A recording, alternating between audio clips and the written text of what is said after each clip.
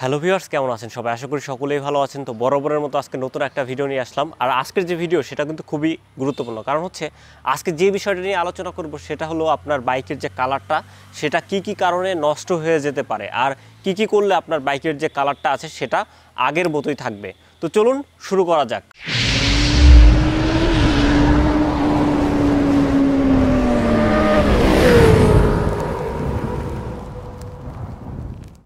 তো ভিউয়ার্স, আমরা যখন একটা বাইক কিনে নিয়ে আসি, তো বাইক কিনে আনার পরে যে বাইকের যে কালারটা থাকে সেটা কিন্তু আমাদের কিছু ভুলের কারণে নষ্ট হয়ে যেতে পারে। তো এমন কিছু উপায় বলবো, যে সব উপায় যদি আপনি ফলো করেন তাহলে আপনার বাইকের যে কালারটা আছে সেটা নষ্ট হবে না।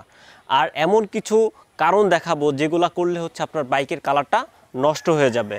তো ভিউয়ার্স, শুরুতে আমরা যেই বিষয়টা দেখব সেটা হচ্ছে যে কি কি কারণে আমাদের বাইকের যে কালারটা আছে সেটা নষ্ট হয়ে যেতে পারে। প্রথম এবং প্রধান কারণ যেটা, সেটা হচ্ছে আপনার বাইককে আপনি যদি রোদের মধ্যে অনেকক্ষণ দাঁড় করিয়ে রাখেন।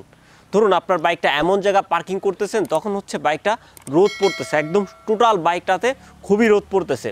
তো যখন রোদটা হচ্ছে এই বাইকের ট্যাঙ্কের উপরে পড়বে, তখন যেটা হবে সেটা হচ্ছে আপনার বাইকের যে গ্লোসি ভাবটা আছে সেটা কিন্তু নষ্ট হয়ে যাবে। অর্থাৎ আপনার বাইকের যে কালারের উপর যে একটা চিকচিক আবরণ আছে সেটা কিন্তু নষ্ট হয়ে যাবে।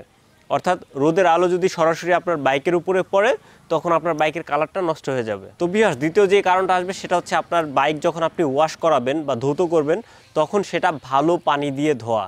আপনি যখন আপনার বাইককে আর্সেনিকযুক্ত পানি দিয়ে যখন বাইকটাকে ওয়াশ করাতে যাবেন, তখন যেই ব্যাপারটা হবে, আর্সেনিকযুক্ত পানি সেটা হচ্ছে বাইকের সাথে লেগে থাকবে এবং যেসব অংশে নিকেল আছে বা লোহা জাতীয় পদার্থ আছে সেসব জায়গায় কিন্তু মরিচা পড়ে যাবে।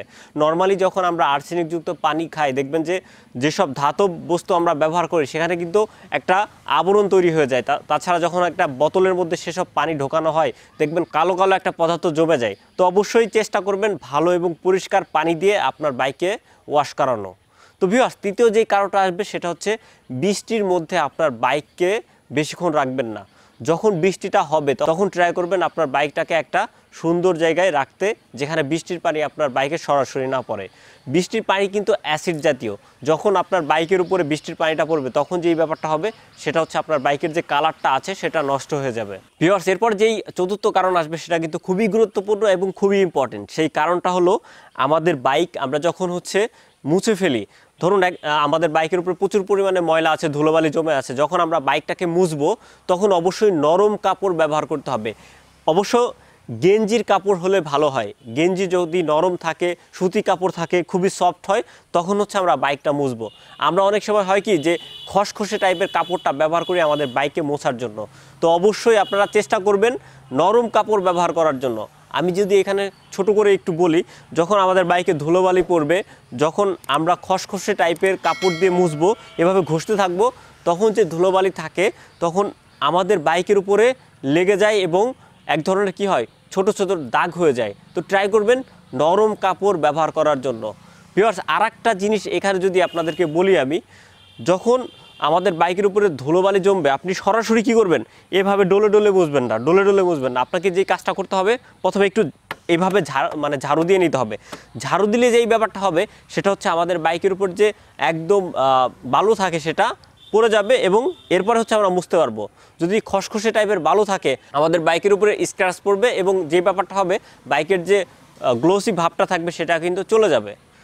তো অবশ্যই ভিউয়ার্স, আমি যেই কারণগুলো বললাম এগুলাই হচ্ছে অন্যতম প্রধান কারণ বাইকের কালার নষ্ট হয়ে যাওয়ার জন্য। তো অবশ্যই যেই ব্যাপারটা করবেন, এটা থেকে রক্ষা পাওয়ার জন্য রোদে হচ্ছে বাইকটা রাখবেন না, একটা ছায়াযুক্ত স্থানে রাখবেন। দ্বিতীয় যেই ব্যাপারটা আসবে সেটা হচ্ছে যে আপনার বাইক ভালো পানি দিয়ে ধুবেন, কখনোই আর্সেনিকযুক্ত পানি দিয়ে ধুবেন না। এবং তৃতীয় কারণ যেটা, বৃষ্টির পানি অবশ্যই পড়তে দিবেন না আপনার বাইকের উপরে। তো ভিউয়ার্স, এখন আসি যে বাইককে সবসময় কীভাবে চকচকে এবং গ্লোসি ভাবটা ধরে রাখা যায়। আমার হাতে দেখতে পাচ্ছেন ভিউয়ার্স, এই যে পলিশ আছে বিভিন্ন ধরনের, এটা হচ্ছে ড্যাশবোর্ড পলিশ। এটা দিলেও কিন্তু বাইক একদম চকচকে থাকবে। তারপরে যেই ব্যাপারটা আসবে সেটা হচ্ছে যে ক্রিম পলিশ আছে, এই ক্রিম পলিশ ব্যবহার করা। আর একটা জিনিস আছে যেটা ব্যবহার করলে আপনার বাইক সবসময় চকচকে থাকবে, সেটা হচ্ছে যে অনেকেই এখন সিরামিক কোটিং করাচ্ছে। তো যদি আপনি আপনার বাইকের সিরামিক কোটিং করান, সেক্ষেত্রে আপনার বাইকের যে গ্লোসি ভাব থাকবে সেটা অল টাইম থাকবে, চকচকে থাকবে। তো ট্রাই করবেন আপনার বাইক যখন ওয়াশ করবেন, ওয়াশ করার পরে আপনার বাইকে হচ্ছে এই ড্যাশবোর্ড পলিশ আর হচ্ছে ক্রিম পলিশ ব্যবহার করার জন্য। এইখানে আর একটা গুরুত্বপূর্ণ জিনিস আমি বলে দিচ্ছি ভিউয়ার্স, আপনি যখন আপনার বাইককে ওয়াশ করাবেন অবশ্যই যেই ব্যাপারটা খেয়াল রাখবেন, আপনি কখনো সার্ফ এক্সেল বা হুইল পাউডার দিয়ে আপনার বাইকের ট্যাঙ্ক বা যেসব জায়গা গ্লোসি আছে সেসব জায়গা ধুবেন না। আপনি যেই কাজটা করবেন সেটা হচ্ছে যে আপনার বাইকের ট্যাঙ্কের উপরে শ্যাম্পু ব্যবহার করবেন। কার ওয়াশ করার শ্যাম্পু পাওয়া যায়, বাইক ওয়াশ করার শ্যাম্পু পাওয়া যায়, আর এগুলো যদি না পান সেক্ষেত্রে আপনি নর্মাল শ্যাম্পু ব্যবহার করবেন। কখনোই হুইল পাউডার বাইকের ট্যাঙ্কে দিবেন না।